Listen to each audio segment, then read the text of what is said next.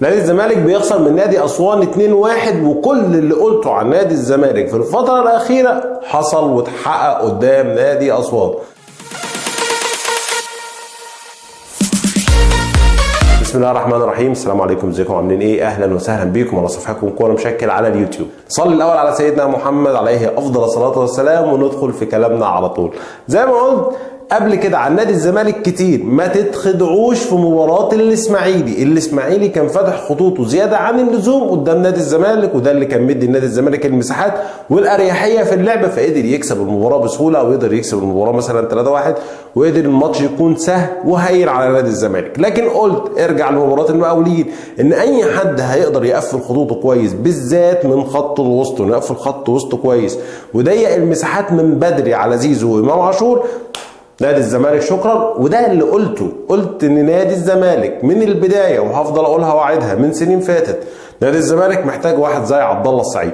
عايز تاخد الدوري السنه دي وعايز تاخد بطوله افريقيا، يبقى لازم واحد زي عبد الله السعيد يكون متواجد النهارده في نادي الزمالك، او الموسم ده في نادي الزمالك. لان نادي الزمالك زي ما قلت برضو قبل كده، وارجع الفيديوهات هنا، نادي الزمالك فقير في صناعه الفرص. مفيش صناعه فرص في نادي الزمالك للمهاجمين. وقلت قبل كده بص للجزيري وبص لسامسون وبص لاي راس حربه بيلعب في نادي الزمالك، مفيش صناعة الفرص، مفيش. وقلت بدل المرة 10 عشان تفوز بالدوري أكتر من مرة، وعشان تقدر تفوز بأفريقيا، لازم يكون عندك أكتر من أسلوب لعب هجومي وأكتر من طريقة هجومية، لأن أنت هتواجه أكتر من أسلوب دفاعي قدامك. وفكرة إن أنت لما يكون عندك أكتر من أسلوب مش هتتحفظ للمنافس. لكن نادي الزمالك النهاردة زي ما بقول، لو أي مدرب عنده فكر أو عنده شويه فكر هيقدر يفوز على نادي الزمالك بسهوله، او هيقدر ان هو يكسب نقطه من نادي الزمالك. لان زي ما بقول نادي الزمالك هي طريقه لعب واحده وطريقه تهديف واحده ما بيغيرهاش، او طريقه صناعه لعب واحده ما بيغيرهاش. فلازم التنوع في مين؟ زي ما قلت مفيش غير عبد الله السعيد، او بالحاج لعب اسوان النهارده. بالحاج على فكره لعب اسوان النهارده هو اللي بيثبت ان كلامي صح. فكره صناعه اللعب، وان انت يكون عندك لاعب اللمسه الجماليه او اللمسه، او فكره ان هو بيفتح لعب بشكل كويس، ده بيفرق معاك جدا. وده اللي حصل النهارده من نادي اسوان. نادي اسوان خلونا بس نتكلم عنه ونديله حقه، وهو النهارده عريس اليوم. نادي اسوان لعب المباراه صح جدا جدا جدا جدا جدا. يمكن مدرب نادي اسوان بصراحه كان متمكن، او كان متحكم في الماتش كله على بعضه من بدايته لنهايته. والراجل عارف ازاي ان هو يحكم الملعب، عارف ازاي ان هو يصنع لعب من تحت، عارف ازاي ان هو يوصل لمرمى للزمالك بخطوات مترتبه. كل ده النهارده عمله مدرب اسوان. بالحاج النهارده لاعب نادي اسوان لاعب ولا اروع. الراجل بيمسك الكرة في رجله كويس جدا وباريحيه، وبيبص على الملعب وبيقدر ينقل الهجمه. انا ما اعرفش الراجل ده يعني هيثم عرابي الصفقات اللي عملها لنادي اسوان، بصراحه الراجل ده ترفع له القبعه. وزي ما قلت قبل كده عن هيثم عرابي، ان اللي اللي من النادي الاهلي لازم ان هو يتعاقب. هيثم عرابي من النادي الاهلي جريمه لازم يتحاسب عليها المتسبب. انت شوف صفقات نادي زي نادي اسوان لسه طالع من الدرجه الثانيه، عنده لعيبه عامله ازاي. واحد زي بالحاج ده معلش يعني احسن من صفقات نادي الاهلي اللي جت في السنين الاخيره. فلا، نادي اسوان يمكن انا قلت بس من بدايه الدوري ان نادي اسوان كان ناقص لعيبته فكره ان لعيبته يكون في انسجام ما بينهم ويتعودوا على الدوري المصري، او فكره ان هم برضه ينسجموا في الدوري المصري. ده اللي كان ناقص نادي اسوان. وبالفعل نادي اسوان بيحقق فوزه الثاني على التوالي، وفوزين قدام مين؟ قدام النادي المصري ونادي الزمالك.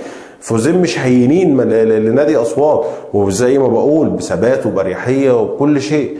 فلا، شابوه مدرب نادي اسوان. نادي اسوان النهارده قدم مباراه ولا اروع. زي ما بقول فكره ان المدرب بيخلي فرقته هي المتحكمه في مجريات المباراه، لا شيء 10 على 10. يمكن مش يعني الدقيقه 70 لا هو كان متحكم في نتيجه المباريات. وفكره بقى عشان ما حدش يتكلم على فكره ان نادي اسوان خدمته ارض الملعب، ما هو حضرتك المفروض التنافسيه في كده اصلا. يعني هو المفروض اساسا انه بصيت لاي دوري كل فريق هي فكره ان في ميزه في ان هو يلعب في ارضه. وانا بلعب ليه ذهاب وعوده؟ طب ما انا خلاص العب البطوله كلها على ارض واحده وخلاص.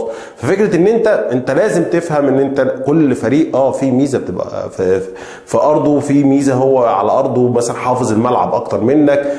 فكره الهواء اللي كان موجود لاعيبه نادي اسوان عارفه ان هي تنسجم معاه، وعارفه ان هي تمسك الكره كويس فيه. لا، وارضيه الملعب مثلا ممكن تكون سيئه بالنسبه لعيبه، لا بس لعيبه نادي اسوان مثلا متعودين عليها. فلا هي دي التنافسيه، هي دي فكره ان كل فريق بيلعب ذهاب وعوده عشان يبقى له فرصه على ارضه، او في نقطه بتديله دفعه اكتر على ارضه، فده العادي في اي دوري في الدنيا. فايه المشكله النهارده؟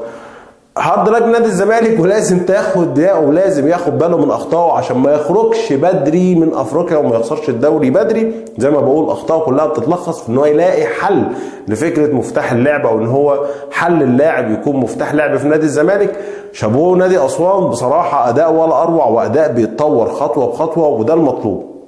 فكره حاجه اخيره حابب اقولها، فكره ان انت ممكن نادي يبتدي بقوه قوي ويخدعك، يبقى خادع ليك، ما يبقاش هو ده المستوى الصح او الى غيره، فتلاقيه بيهبط تاني بسرعه.